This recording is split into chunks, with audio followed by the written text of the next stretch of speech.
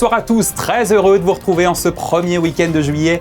Et à la une, ce vendredi, le principal suspect de l'attaque à l'explosif lundi à Monaco était en fait une femme ressortissante ukrainienne de 39 ans qui s'est grimée en homme pour échapper aux enquêteurs le soir où elle a déposé son colis piégé avant de fuir en voiture vers l'Italie puis l'Allemagne. Elle y est encore activement recherchée par Interpol.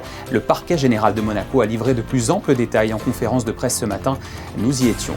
C'est un véritable bijou de technologie. On ne fait pas plus moderne. Le CHPG vient de se doter d'un nouveau robot chirurgical qui va aider les médecins à réaliser des opérations ultra complexes et en un temps record. L'une de nos équipes a pu assister à la toute première intervention ce matin. Immersion exceptionnelle à suivre. La compagnie des ballets de Monte-Carlo fête ses 40 ans de grâce et de rayonnement du savoir-faire monégasque à l'international. Notre invité du jour sera son grand directeur, Jean-Christophe Maillot, qui nous livrera ses meilleurs souvenirs. Dans ce journal également, nous irons du côté du Port Hercule, qui voit le retour du jumping international de Monte-Carlo. Les meilleurs cavaliers et surtout les meilleurs chevaux du monde vont y galoper. Nous irons en coulisses retrouver le monégasque Inigo Lopez de la Ossa. Et puis nous finirons en Allemagne. Europa Park vient d'inaugurer le très attendu quartier Monaco, fraîchement rénové. Reportage la tête en bas à découvrir à la fin de ce journal. Nous étions persuadés qu'il s'agissait d'un homme. L'auteur présumé de l'attaque à l'explosif lundi soir à Monaco serait en réalité une femme.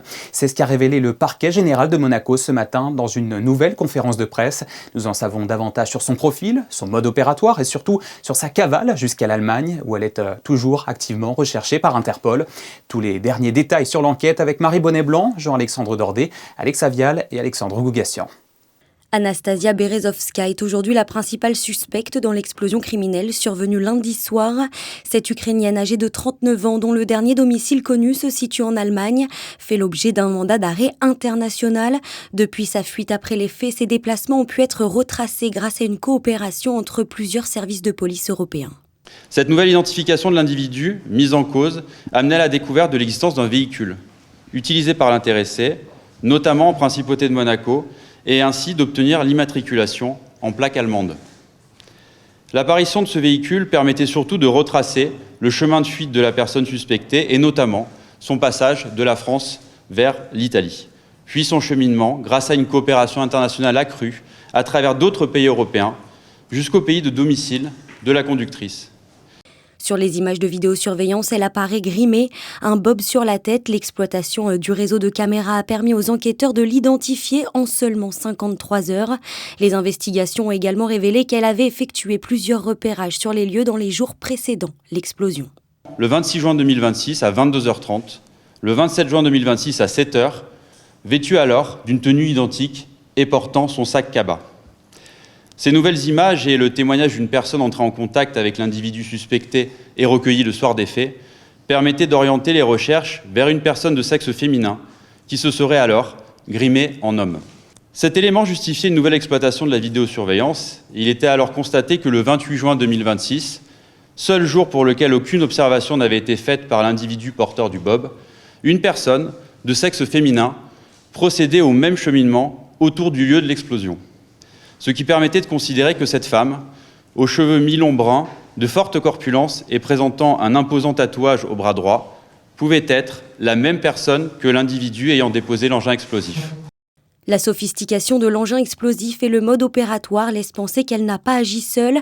2 personnes ont ainsi été interpellées et placées en garde à vue en Principauté avant d'être mises en liberté, faute d'éléments permettant d'établir leur implication. Depuis lundi, le dispositif de sécurité reste renforcé à Monaco. 250 effectifs ont ainsi été mobilisés très rapidement après l'explosion pour tout à la fois mener des mesures de sécurisation générale de la Principauté, renforcement des points frontières, des secteurs sensibles, et bien sûr pour la gestion de l'enquête criminelle. Toujours activement recherchée, elle est poursuivie pour tentative d'assassinat, dépôt d'un engin explosif sur la voie publique avec intention criminelle et association de malfaiteurs. Voilà, et nous continuerons à suivre cette affaire avec grande attention. Tout autre sujet à présent prodigieux de technologie. Le centre hospitalier Princesse Grace vient de se doter d'un nouveau système chirurgical robotisé de pointe.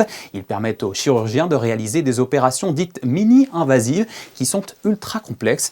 Différents services pourront en bénéficier pour plusieurs types d'opérations. Et les premières avaient lieu ce matin. Nos reporters Fabien Bonilla et Hugo Comaza ont pu y assister. Attention, certaines images peuvent heurter la sensibilité du jeune public. Le DV5, le Da Vinci 5, est arrivé au CHPG mardi. Il a été installé ce jeudi soir et les premières opérations ont eu lieu ce vendredi matin. L'hôpital monégasque possède des robots chirurgicaux depuis 2013, mais là, il s'agit de la dernière génération. Il n'en existe que 2 dans l'Hexagone, l'autre étant à Montpellier. Plusieurs spécialités pourront bénéficier de ce robot et particularisme de l'hôpital de Monaco. Dans le même service, en l'occurrence la chirurgie viscérale, des spécialités différentes pourront utiliser ce robot. La chirurgie hépatobiliaire, la chirurgie colorectale, mais aussi de la paroi thoracique et gynécologique. C'est un robot de 5e génération, donc tout neuf. Ça permet donc d'avoir des capacités, surtout le logiciel du robot est 1000 fois plus puissant que l'ancienne génération. Ça permet donc d'intégrer éventuellement des images à la chirurgie robotique. Et ça permet aussi en futur, donc bientôt, d'avoir les premiers instruments avec le retour de force. Donc en robotique, c'est vraiment une nouveauté qui permet de faire des gestes plus précis et réduire donc les risques et les taux de complications post-opératoires. Un autre service de référence pourra bénéficier du Da Vinci 5, le service d'urologie. Ce robot, il tombe à point puisqu'il va arriver dans l'aboutissement d'un projet aussi de nouvel établissement. Donc ça va être l'intégration de nouvelles technologies dans un hôpital neuf pour le service de nos patients.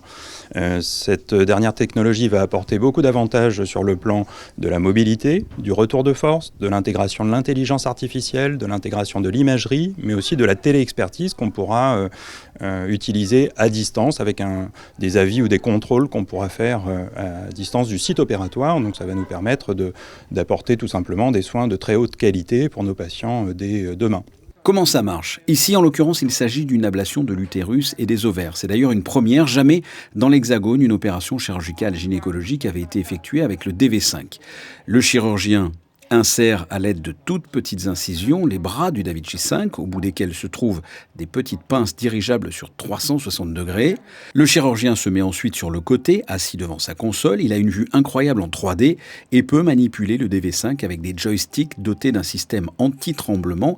Et c'est une nouveauté, il y a un retour de force qui permet au chirurgien de ressentir la tension des tissus. En fait, il y a 4 bras qui sont dirigés par le chirurgien. Donc ça lui permet évidemment d'avoir plus de mains, d'avoir plus de facilité que la chirurgie qui permettrait normalement que 2 mains. Donc ça apporte plus de possibilités. Le chirurgien opère assis, c'est donc plus confortable, avec moins de fatigue et plus de concentration. C'est aussi un gain de temps.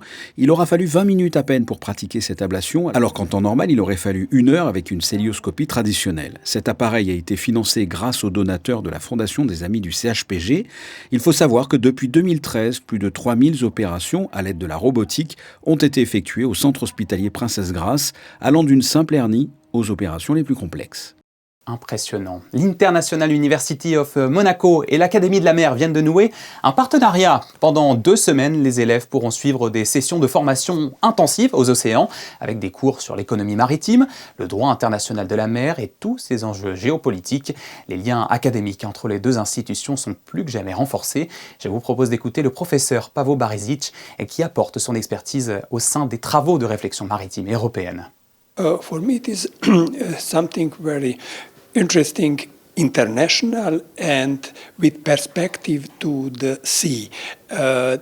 Because I come from Croatia, it is a Mediterranean country with sea open, and from this perspective, just Monaco is the place where it is the best to look to Europe, also to my country, but from another perspective. And I really enjoy to participate in the round table about the Balkans and the sea, and to discuss with the participants from different countries, from Europe, but also from Africa and other parts of the world, and it is really something special. C'est une institution de la principauté devenue phare ici et bien plus loin encore. La compagnie des ballets de Monte-Carlo fête ses 40 ans. Déjà une histoire initiée en 1985 par son Altesse royale la princesse de Hanovre qui voulait donner une place pérenne à la danse qui s'est toujours exprimée au travers de nombreux talents à Monaco. Pour évoquer cet anniversaire, l'emblématique directeur des ballets de Monte-Carlo, Jean-Christophe Maillot, s'est confié à Monaco Info. Il est interrogé par Fabien Bonilla. Jean-Christophe Maillot, bonsoir. Bonsoir. Si vous deviez faire un résumé de ces 40 ans, qu'est-ce que vous me diriez ? Je vous dirais que le bonheur que j'ai vécu est presque indécent et que... Et qu'on a vécu avec vous, parce qu'on vous a suivi. Les Monégasques sont allés voir vos ballets. Oui, il y a vraiment une histoire qui s'est construite. C'est vraiment, peut-être que ça ressemble un peu même à Monaco. J'ai envie de parler d'une histoire de famille. Il y a vraiment un lien extrêmement fort qui s'est développé au fil du temps et qui n'arrête pas de grandir. Et j'espère, comme dans toute relation familiale, que les gens n'ont pas été déçus par cette relation et cette fidélité qui est la nôtre mutuellement. Quels sont les grands événements, les grandes dates, les grands ballets, les grandes chorégraphies que vous allez retenir ? C'est toujours compliqué. Vous savez, j'ai fait le calcul l'autre jour, on a fait plus de 200 premières. Il y a eu plus de 80 chorégraphes qui sont passés dans la compagnie.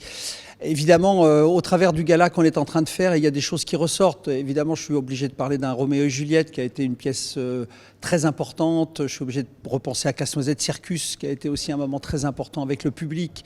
Mais enfin, il y a la création du Monaco Dance Forum, il y a le centenaire des ballets russes, il y a la dernière création que j'ai faite. C'est très compliqué. Il est très difficile de dissocier une œuvre de l'œuvre elle-même, en fait. Donc, moi, je vois ça comme un parcours complet et j'ai pas trop envie d'en détacher des choses particulières. Bien sûr. Mais est-ce qu'il y a quand même eu des décennies plus inspirantes, plus importantes que d'autres ? Pas forcément ? Oui, si, bien sûr. Vous savez, j'ai fait le calcul aussi, parce que c'est la période des calculs. J'ai travaillé avec plus de 400 danseurs différents depuis que je suis arrivé à Monaco. Et des fois, je m'en veux un peu parce que je cite certains danseurs et pas d'autres. Et je ne peux pas cacher qu'il y a effectivement des périodes qui sont plus inspirantes que d'autres. Il y a des périodes où on trouve des artistes qui sont plus riches, que leurs propositions vous amènent à faire des choses peut-être plus intéressantes. Mais à la fin du compte, vous savez, c'est une espèce de chaîne sans fin. Chacun participe à l'évolution de l'autre et on ne peut pas oublier d'où on vient et on ne peut pas oublier où on va aller. Donc, je veux dire, c'est une espèce de grande chaîne continuelle avec des moments comme dans toute relation, plus ou moins vive, plus ou moins sympathique, mais avec une chose quand même, je n'ai jamais, et j'en suis assez heureux, peut-être la chose dont je suis le plus heureux, j'ai jamais ressenti un creux majeur, j'ai jamais ressenti une période totalement ininspirante. Il y a vraiment eu un enthousiasme et un plaisir au fil de ces 40 ans qui a été assez constant. Je voudrais que l'on revienne sur votre rencontre avec la princesse Caroline et votre rencontre avec la principauté. Comment se fait-il que vous soyez venu nous rejoindre il y a 40 ans ? Écoutez, c'est grâce à la première directrice des ballets de Monte-Carlo qui s'appelait Guylaine Tesmar et Pierre Lacotte qui m'ont, à l'époque j'étais un très jeune chorégraphe, j'avais 26 ans et ils m'ont invité à faire une première pièce chorégraphique ici. Et puis le contact a eu lieu et puis on s'est rencontrés. Puis après c'était une suite d'événements. Vous savez, souvent la vie arrive... bien sûr que ça a un rapport avec les capacités ou avec le talent, mais ça a surtout rapport avec les circonstances. Et moi, les circonstances ont fait que les choses se sont enchaînées de manière très, très naturelle, très simple. Il y a vraiment une dimension humaine, sans aucun doute, une relation privilégiée avec la princesse Caroline. On est à l'écoute, et je suis particulièrement à l'écoute de ce qu'elle désire pour cette compagnie, et j'essaye d'y répondre le mieux possible. Et apparemment, il semble que la réponse que j'apporte est quelque chose qui lui convient. Donc je suis... voilà, c'est vraiment un... Vous voyez, je me sens le plus monégasque des Français. Parlez-moi de ce que vous faites pour célébrer cet anniversaire. Alors, on a fait des choses tout au long de l'année parce que ce que je voulais, c'était un peu rendre hommage dans la globalité, la complexité de ce que représente cette compagnie. Je ne peux pas mettre de côté l'Académie Princesse Grace qui vient de présenter un très beau spectacle aussi autour de cette idée de célébrer les 50 ans de l'Académie. Par contre, elle est encore un peu plus vieille que nous. Il va y avoir Eric Oberdorf qui a été un ancien danseur des ballets de Monte-Carlo qui va présenter sa création à la salle Garnier prochainement. Et puis, il y a ce gala que nous allons faire pour essentiellement pour la princesse Caroline, un gala surprise, c'est-à-dire que j'aime l'idée que 1200 spectateurs viennent s'asseoir dans la salle sans savoir aucunement ce qu'ils vont voir. Et je vais me permettre d'être leur programme et de leur expliquer pourquoi je vais leur présenter tel ou tel ballet, telle ou telle pièce, et espérer qu'ils adhèrent, et surtout arriver peut-être à leur faire passer la spécificité de cette compagnie, qui est une compagnie encore une fois très familiale, où il y a vraiment un esprit de travail qui est assez rare, où la concurrence, où les inimitiés entre les uns et les autres sont assez absentes. C'est assez rare pour le noter. Il y a 22 nationalités dans cette compagnie. Il y a des gens qui viennent du monde entier, qui travaillent avec passion autour de ce métier qu'on aime tant, qui est celui de la danse. Et je pense que ça va être un beau moment de partage avec le public, parce que je vais leur permettre de nous regarder avec simplicité, direct, et sans trop de falbala, comme on dit. Jean-Christophe, on est reparti pour quelques décennies encore ensemble ? C'est vrai que je ne vois pas trop la retraite arriver, même si j'en ai largement l'âge, mais je vais continuer à accumuler mes trimestres et on verra bien ce que ça donne. Je le rappelle, les ballets de Monte-Carlo célèbrent leurs 40 ans. Jean-Christophe Maillot, merci d'avoir répondu à mes questions et bon anniversaire. Je vous en prie. Merci.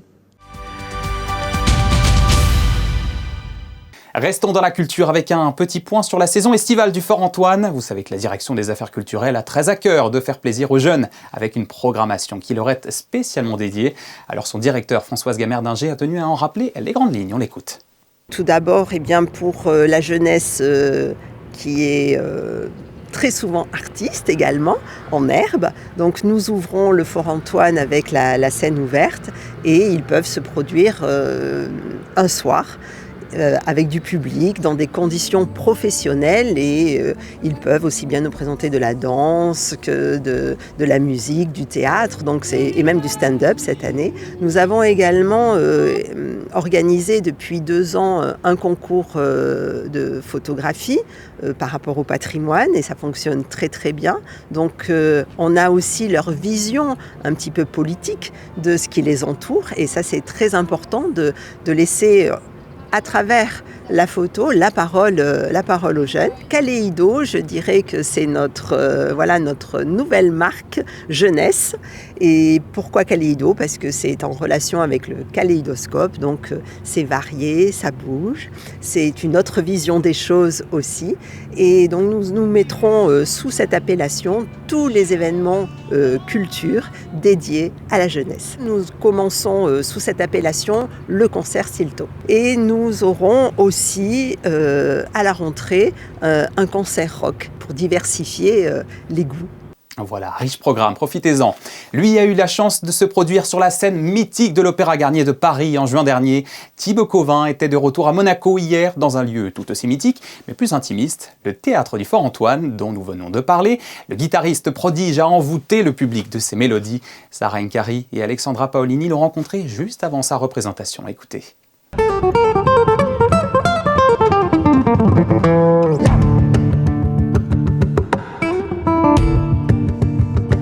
C'est une promenade autour de la Terre, ça s'appelle Alter Ego. Pendant 15 années, j'ai voyagé dans plus de 130 pays et ce qui m'est resté de toutes ces découvertes, plus que les paysages et les grandes cités, ce sont les rencontres.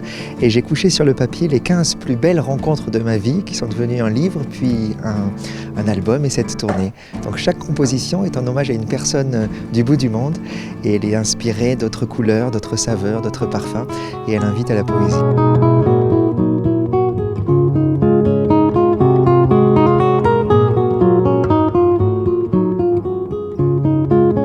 Parmi toutes ces rencontres, il y a un marchand de temps que j'ai rencontré à Ouagadougou en Afrique. J'étais pressé comme souvent, happé par mon portable, ce que je déplore, et je bouscule un monsieur.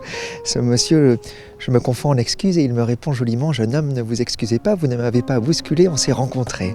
Ça m'a plu. Et ensuite j'ai levé les yeux et j'ai découvert au-dessus de lui l'enseigne de sa boutique sur laquelle était écrit « Marchand de temps ». Ça m'a foudroyé, il a vu mes yeux pétiller, il m'a proposé d'entrer. Et puis j'ai passé un temps avec lui sur un canapé sans âge, avec une horloge sans aiguille. Il m'a proposé de me servir un thé. Et puis on a commencé à discuter sur ce qu'est le temps, n'est-ce pas, le temps qui donne la seule valeur aux choses. Au bout d'un moment, je l'ai interrogé sur le fait que l'eau tardait à bouillir. Il m'a toujours à nouveau invité à prendre mon temps. Il m'a parlé de l'otium. Otium avec un T, mot que j'invite à découvrir, c'est un trésor. Et alors que je perds la notion du temps, je découvre que dans son échoppe, il n'y a pas d'électricité, que l'eau ne va jamais bouillir. Et ce moment m'a marqué, la discussion que nous avons eue. Et l'histoire est plus complète dans mon livre et il y a une partition pour lui que je joue ce soir dans cet endroit qui est aussi hors du temps.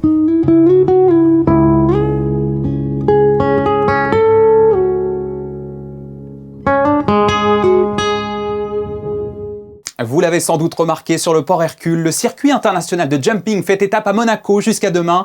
La piste accueille les meilleurs cavaliers du monde pour l'un des concours les plus prestigieux et les plus techniques de la saison. Et parmi les compétiteurs, il y a le monégasque Inigo Lopez de la Ossa qui rêve de s'imposer à domicile dans le Grand Prix 5 étoiles. Ce serait tout de même une belle victoire avant de viser les championnats du monde cet été. Marie Bonnet-Blanc et Alex Avial l'ont suivi pendant sa préparation. Fais gaffe de pas trop le soutenir sur le droit. Cette année, Inigo Lopez ne laisse rien au hasard. Conseillé par le vainqueur de l'édition précédente, il arrive à Monaco avec une seule idée en tête, aller chercher la victoire. N'aplatis pas sur la 7e. Tu te grandis un peu et tu laisses sauter. Les derniers réglages s'enchaînent, il ne reste plus qu'à rester concentré. Tu sautes bien l'auxerre, tu pars à la réception, qu'à la fin tu peux être à ta place. Derrière ces quelques minutes de préparation se cache une année entière de travail. Pour ce Grand Prix, Inigo peut compter sur Nakos, son fidèle compagnon tout juste remis d'une blessure.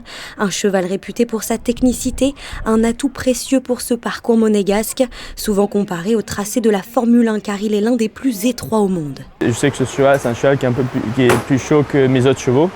Et donc c'est pour ça, je sais que c'est une piste petite où on a vraiment besoin, nous cavaliers, d'avoir, du moins pour moi, mais je crois que je parle un peu en général, d'un cheval qui vraiment nous porte, qui sont un peu plus en avant que d'autres qu'on doit pousser. Et c'est pour ça, lui, je crois que tous les critères, il est coché, donc c'était parfait. Nakos est aussi la mascotte de toute l'équipe. C'est vraiment un cheval qui est très marrant, on ne s'ennuie jamais avec lui. Il est un peu hyperactif, mais c'est aussi ça qui fait que j'aime bien passer du temps avec lui. L'objectif est clair, remporter l'épreuve du 5 étoiles, mais dans un coin de sa tête, Inigo pense déjà à la suite. Cette année, on a les championnats du monde, oui. C'était un peu l'objectif qu'on avait depuis longtemps. Je suis très heureux, c'est un objectif que j'ai réussi à atteindre et surtout pouvoir représenter Monaco là, au championnat, c'est vraiment super. Au mois d'août, il s'envolera pour Aix-la-Chapelle afin de disputer les championnats du monde. Tout ça aux côtés de son coach, déjà fier de son parcours. Il a ses 2 chevaux qualifiés pour les championnats du monde, donc il a une très bonne saison. Il était 8e du global à Mexico. Il était 8e du Grand Prix à Paris avec son autre cheval. Donc voilà, c'est une saison très consistante et on veut encore gagner des petits pourcents à droite à gauche. Un nouveau défi pour ce cavalier passionné bien décidé à faire briller les couleurs de la principauté. Allez, je vous emmène en Allemagne au mois de mars. Vous le savez, le parc d'attractions Europa Park a livré son tout nouveau quartier Monaco, toujours doté de son célèbre Silver Star, mais entièrement repensé autour des monuments et des événements emblématiques du pays. Eh bien, le nouvel espace de la principauté a été officiellement inauguré cette semaine en présence de la famille princière. Patricia Navarro et Thomas Deus étaient sur place. Le rouge et le blanc étaient de mise lundi dans l'enceinte de cet immense parc qui s'étend sur 95 hectares. L'événement, qui était mentionné dans presque toutes les allées dans les magazines et hôtels du resort, c'était donc l'inauguration du 18e quartier de ce géant des loisirs, le 2e parc d'attractions le plus fréquenté d'Europe après Disneyland et dont les propriétaires, les Mack, ont noué au fil des ans une véritable amitié avec la famille princière. Il vient déjà 5e, 6e fois. Je crois qu'il faut sentir la qualité, l'atmosphère de cette attraction ici. c'est une vraie attraction pour les enfants, pour apprendre l'idée européenne avec le smiling, sans langage. Et pour les enfants, c'est apprendre l'Europe de très très petit. C'est entouré de son épouse, la princesse Charlène, de ses enfants, le prince héréditaire Jacques et la princesse Gabriella, et de sa sœur, la princesse Stéphanie, que le prince Albert II a pris part aux célébrations marquant l'inauguration de ce quartier monégasque, où l'on peut retrouver tout l'univers de la principauté, du Grand Prix de Formule 1 en passant par le Festival international du cirque, le musée océanographique, le jardin exotique ou le casino. Une étoile au nom du prince accueillera désormais tous les visiteurs qui viendront découvrir cet espace au pied d'une attraction phare. Chaque année, 6 millions de visiteurs se rendent à Europa Park et ils pourront donc désormais y découvrir l'art de vivre monégasque, alliant sport, culture, élégance et hospitalité. Une belle vitrine pour les acteurs du tourisme de la principauté. J'ai envie de dire, c'est une évocation de la principauté. Le but est d'inciter, de faire découvrir et de donner envie de venir à Monaco. Le manège en dessous duquel l'espace Monaco est situé, le Silver Star est le manège le plus visité du parc avec 6 millions de visiteurs par an.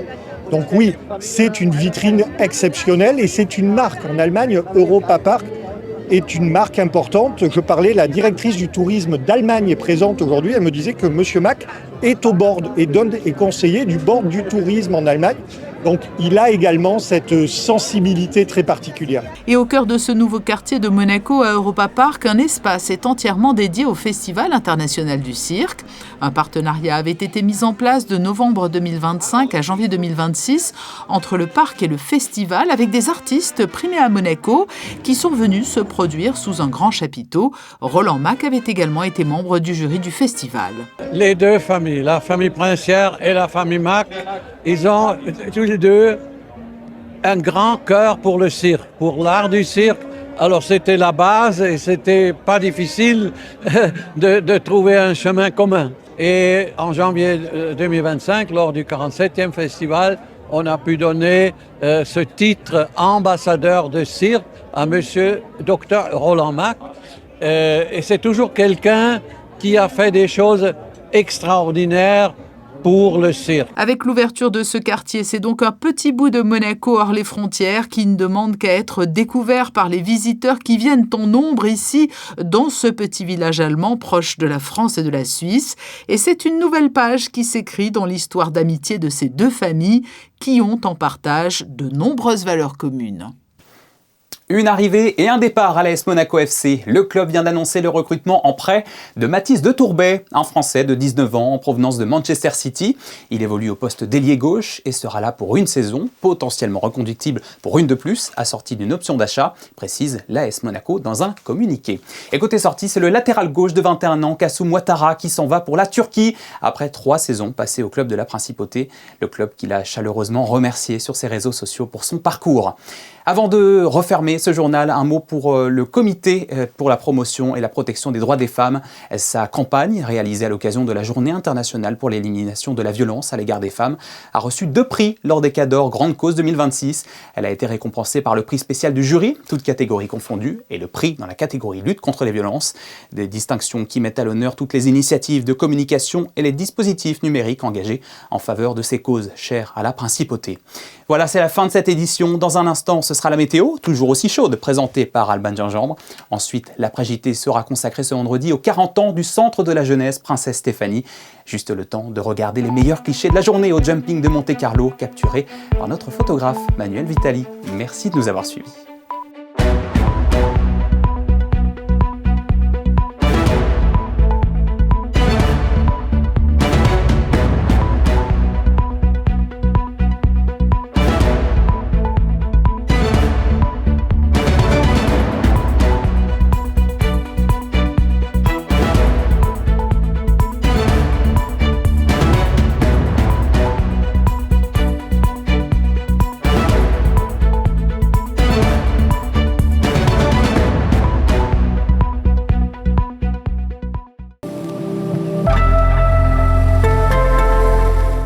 Bonsoir à tous, c'est encore un week-end chaud qui nous attend en Principauté. Demain s'inscrit dans la continuité des jours précédents avec un beau temps peu nuageux et un soleil bien présent. Le thermomètre oscillera entre 25 et 30 degrés au plus fort de la journée. Continuez à bien vous protéger, hydratez-vous et évitez les expositions trop longues sous la chaleur. Et puis demain, samedi 4 juillet, nous fêterons les Florents.